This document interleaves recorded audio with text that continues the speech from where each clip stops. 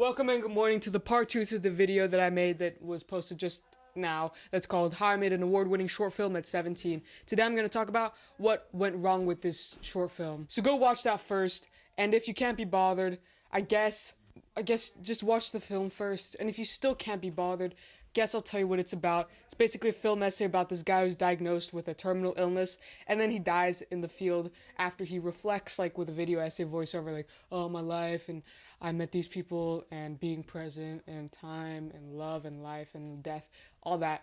And then he dies. So that's kind of what it's about. So this film actually won 2 awards at the Across Days Youth Film Festival. One for Best Films age 16 to 18 and Best Experimental.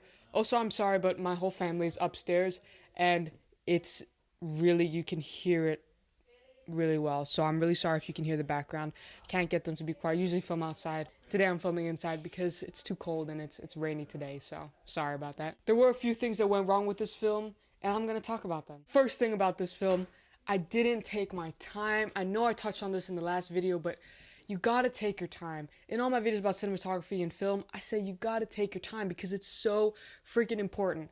And since it was ice cold, negative 20 degrees, I didn't really feel like filming. It was really hard to, be slow and in the moment when you're standing outside in winter clothes, freezing, right? But you gotta take your time to get the best shot because it's so worth it, so you can have something that you're proud on, that you can look back on. And it just, you gotta take your time with that. Another thing was when I was editing that I found really, absolutely insanely annoying was that I always cut too early because I don't know how long each shot is going to last in the actual cut, but I always start the video really shaky, right? Because you have to press the record button, and then you end it really shaky because you press the stop recording button, and then there's like a shaky beginning, shaky end, and then there's like 2 seconds where it's not shaky and where it actually looks good, right? And I always need to stretch that out. I need to start filming before I need to start filming, and filming after I need to end filming, so I have more room for editing and cutting, which is what I think everyone should be doing too. But another thing was how shaky some of the footage was. I didn't have a stabilizer for, I did, but I didn't use it for a lot of the footage because I was lazy. Don't be lazy, guys. No matter how cold it is, don't be lazy. And a lot of footage ended up shaky. I had to use the Cut Pro standard, like, automatic stabilizer, which kind of, it's good sometimes. It really works sometimes for, like, pans and stuff. Sometimes it looks so bad. So I had to, for some of the shots instead, I used freeze frames. I know. I shouldn't do that. I've used a freeze frame instead of a live still. And there's so many shots where I could have used a tripod. It was so easy. The option was right there. I have a tripod. It's clearly you're standing on it. And still didn't use a tripod or a stabilizer. And you just got to take your time. Use the equipment you have. And take your time, And the film will turn out so much better.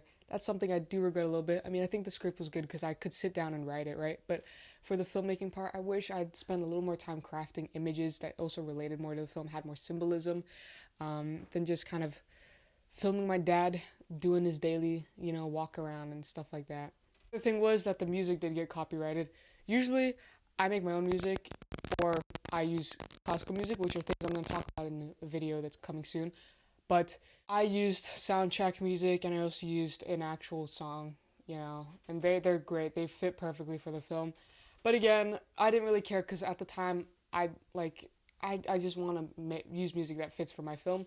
But thing is, if you want to apply to film festivals, if you want to make money from YouTube videos, you can't do that. You got to make your own music or use what I think is the best little thing that I've figured out, which maybe everyone's doing this and I had no idea, but using public domain classical music, although it's very basic, it sounds so freaking good. It sounds so good. I know I touched on this in the last video, but it's worth it.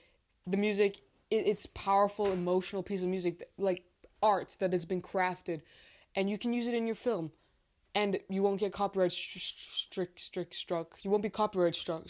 You won't be, you know what I mean? So that's way better than using this corporate royalty-free music you found on YouTube. So I think, you could also make music, but that takes a lot of time and is very difficult, as I'll talk about in a new video. But yeah, that's my tip for music. I'm still mostly happy with this one though, because I'm proud of it, and it was a good film. I'm proud of it. It's like my most recent film, besides the ones I did for IB Film. So I feel like, I still haven't given it enough distance to fully be like, oh, this film sucks. I'm still proud of it. Actually, I'm proud of all my films, no matter how terrible they were, and no matter how 13 years old I was. I know this video is a lot shorter than the other video because honestly, I'm pretty proud of this video of the film, because I said what I wanted to say. I had a lot of pretty shots, though they could have been crafted nicer and neater. I could use better music and I could have all that.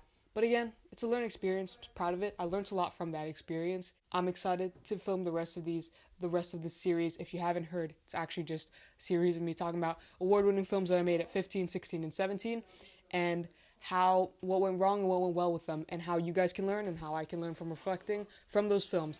But anyways, hope you guys enjoy this video, and I'll see you guys later. Goodbye.